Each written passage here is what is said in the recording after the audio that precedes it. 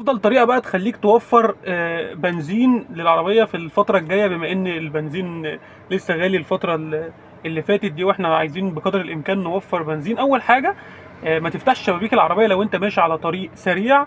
لو انت هتبقى ماشي اكتر من سرعه 60 او 80 تقفل الازاز، لان ده بيقلل من تقل العربيه، والهواء بيتقل العربيه ويخليها تاكل بنزين زياده. تاني حاجه، اي حاجه في شنطه العربيه عندك ملهاش اي لازمه او انت حاططها وسايبها وناسيها، قطع غيار، حاجات انت كنت سايبها في العربيه، حاجات شغل تبعك انت شايف ان هي تقيله ومأثره على التقل في العربيه، حاول تشيلها. لو انت مش محتاجها يعني حاول تشيلها في اسرع وقت، لان هي بتأثر على برضو تخلي العربيه تاكل بنزين، لان التقل اللي في العربيه اكن حد راكب في العربيه، او اكن انت ماشي على طول باربع تنفار راكبين في العربيه تقال، وانت اصلا مفيش حد راكب معاك في العربيه، فده بيأثر على استهلاك البنزين. تاني حاجه، عدد الافراد اللي في العربيه بيأثر. يعني لو حد ركب معاك مليان شويه يا باشا، حاسبه ده بنزين يا باشا، مش هزار.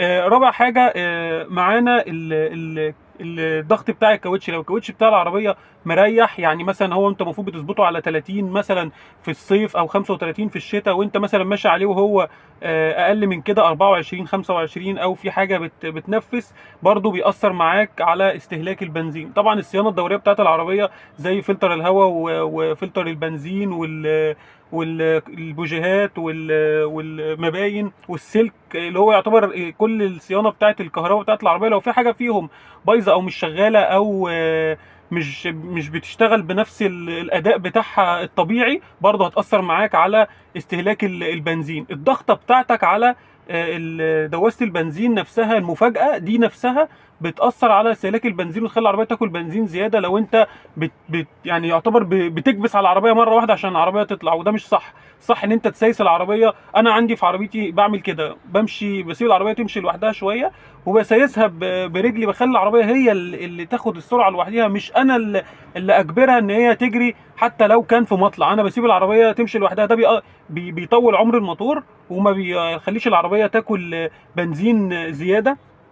فانت خلي رجليك تسايس العربيه، تحس ان انت رجليك والعربيه يعني واخدين على بعض. بلاش المفاجئ وتجري وبعد كده تدوس فرامل مره واحده وبعد كده تدوس تاني بنزين، كل ده يخلي العربيه تاكل معاك بنزين، وعمر الموتور مش هيعيش معاك. لو انت داخل على اشاره ومن على بعد كده انت قربت منها وشايف ان الاشاره خلاص مثلا فاضل فيها 5 6 ثواني، لو انت شلت رجلك من على البنزين العربيه بعد يعني عقبال ال5 6 ثواني دول العربيه هتهدي لوحدها، وهتلاقي الاشاره فتحت هتكمل. لكن انت لو جاي بتجري وشايف ان الاشاره قافله، تجري تجري تجري وتروح واصل عند الاشاره تدوس فرامل، بعد كده الاشاره دقيقتين تروح مثلا دقيقه تروح فاتحه، تروح انت مديها تاني. طب ليه؟ انت حاول تخلي العربيه على قد ما تقدر تسيس العربيه ان هي ولا تاكل معاك بنزين ولا تاثر معاك على الموتور. في المطالع بتاعت الكباري، لو انت شايف ان الكوبري جاي عالي، طبعا انت لازم تدي العربيه سرعه عشان العربيه تطلع معاك بسهوله، لان ثلاث ارباع الكباري المعموله دلوقتي سي مثلا زي اللي في مصر الجديده ومدينه نصر، في كباري عاليه قوي، لازم العربيه تبقى واخده دفعه او سرعه عاليه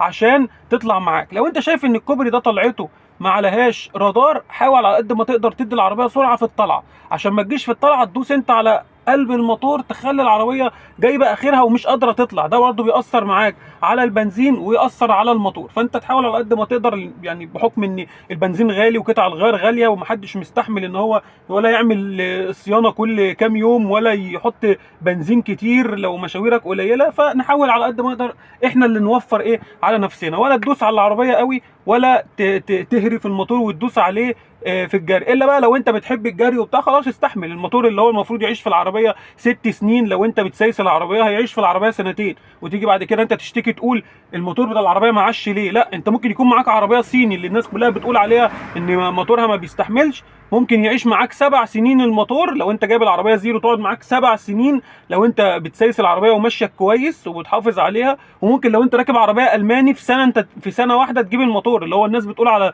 مواتير الالماني دي انت مهما عملت فيها ما بتتغيرش. لا، انت لو راكب عربيه الماني وبتعاملها معامله سيئه، اللي هو انت بتجري وتدي العربيه مدافع وتخلي تدوس على دواسه البنزين تخلي المؤشر يرفع مره واحده، العربيه بدل ما هي كانت واقفه تطير مره واحده، ده كله بيأثر على الموتور. يعني الموتور الماني بتقارنه بموتور صيني، لان الموتور الصيني ممكن يعيش معاك لو انت بتسيس العربيه لمده 7 8 سنين، والموتور الالماني عمره ما مش هيقعد معاك سنه.